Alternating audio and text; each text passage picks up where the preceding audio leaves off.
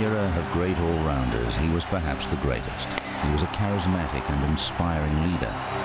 He is a tireless worker for charity and a champion of the poor and underprivileged. The Lion of Pakistan, Imran Khan, is one of ESPN's legends of cricket.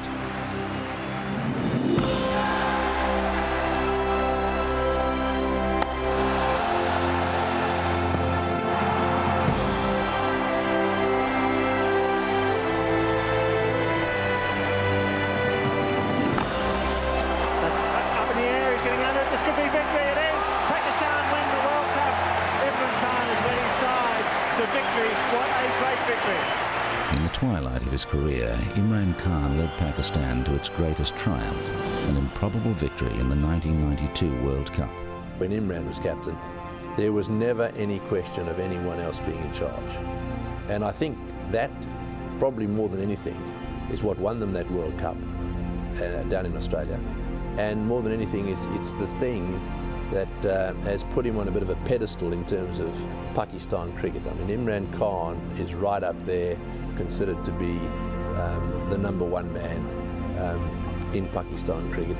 He was the only one who always would tell us in the team meeting that we are going to win it. He was there always encouraging us, even when we were losing, even when somebody was winning.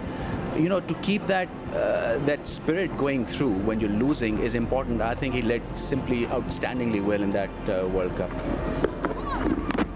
He's bowled him. He had a presence that managed to make Pakistan into world beaters, and that is the greatest thing that he ever achieved, was unity in the team that he captained. Danny Morrison round the wicket, digs it in short, and Imran's hammered him again.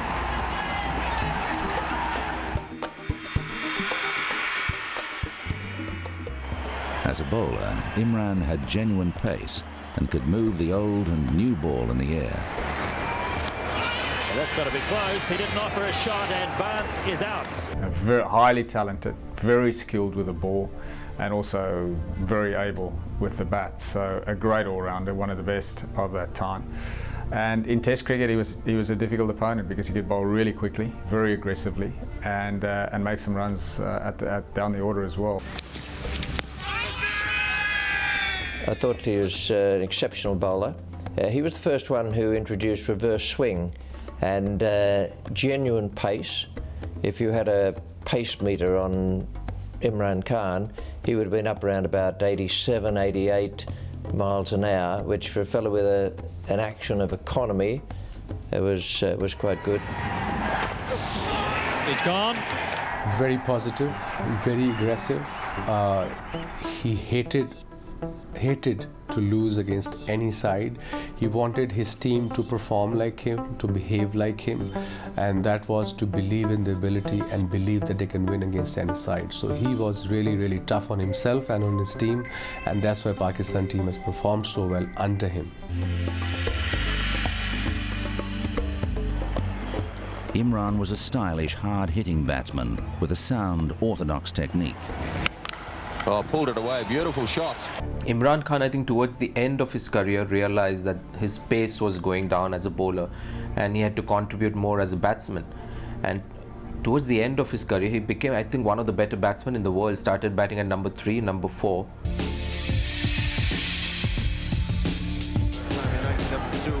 As a captain, Imran led his country with authority and vision. I think he was Pakistan's greatest captain, there's no doubt about it. His ability to motivate youngsters was quite amazing. He passed on the art, he was always talking to the likes of Wasim or Waqar. And I think the attitude, when you see the aggressive attitude and positive attitude of the young Pakistani bowlers, you've got to thank Imran Khan for that, because he was instrumental there. He was always there, the first one to be there at the ground and last one to leave the ground. He was a hard-working to the core, and that's what made him such a successful captain. Imran Khan was, for me, the greatest ever Pakistan captain, and he was the one who could ask or issue instructions and know that they were going to be obeyed.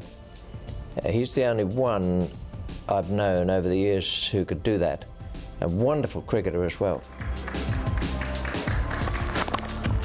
drive. That's down the ground. That's knocked away by Campbell. They're going through to the single. That's 100 for Imran. Well played. A superb captain's knock.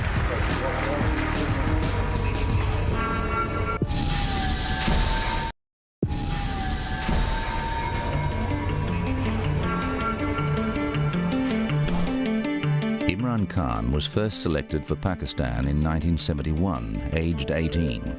It would be another 5 years before he would establish himself at the highest level. He was probably picked before his time. I think he was picked purely on a great talent, but a very undisciplined talent, who, when he was first selected, was really feeling his way in first-class cricket, let alone being thrown into Test cricket. And some of his early performances, he came across as an undisciplined cricketer.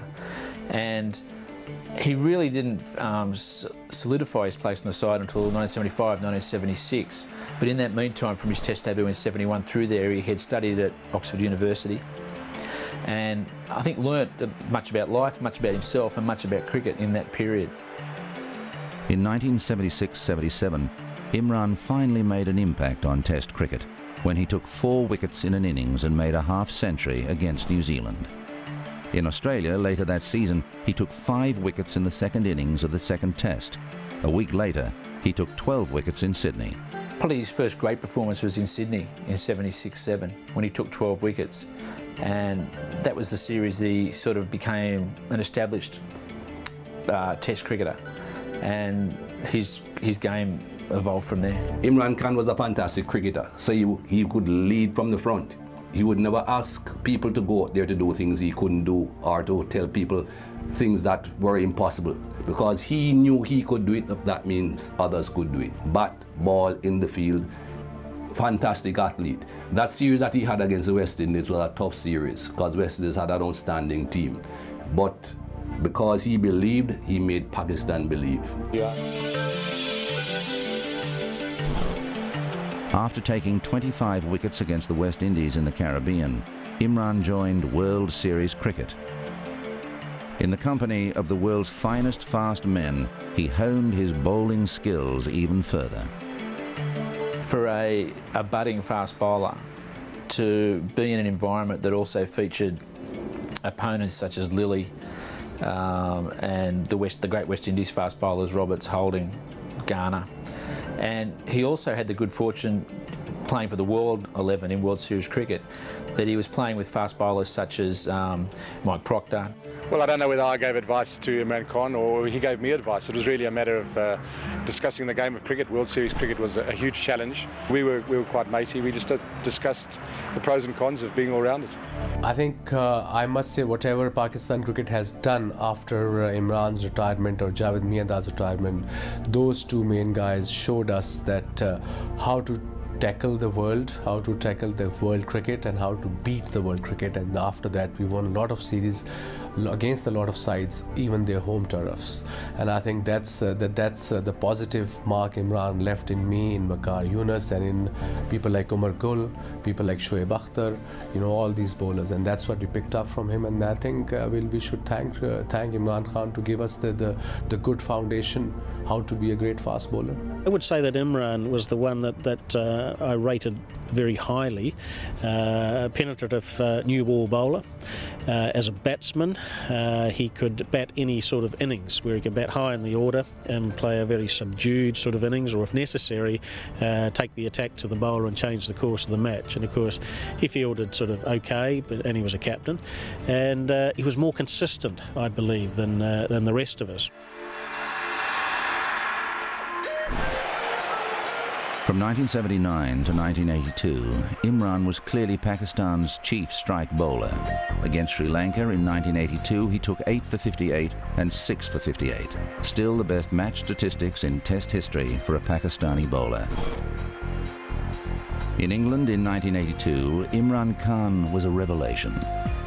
He had been a compromise choice as Pakistani captain, but he immediately showed his leadership qualities. The Lion of Pakistan was born. What he was able to bring was to a very kind of flamboyant Pakistani team, probably real discipline and edge to them, but allowing them to express their natural talent. Probably, Pakistan have not had a captain like Imran, since he's finished, to be able to bring not a team of individuals, but all very different characters. And occasionally you could say that Pakistan were ill-disciplined, but he was able to bring all their talents to the table and to get them to produce.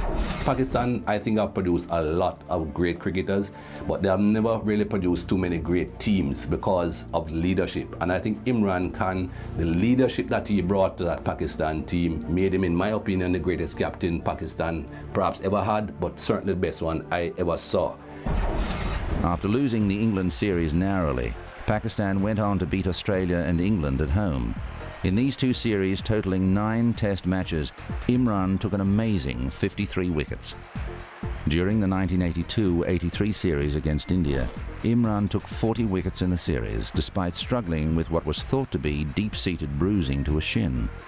It was later confirmed that he had a severe stress fracture. He would not bowl another ball in Test cricket for 3 years. He didn't play at his peak when he was 30, 31 years old, when bowlers touches their peak of fast bowling.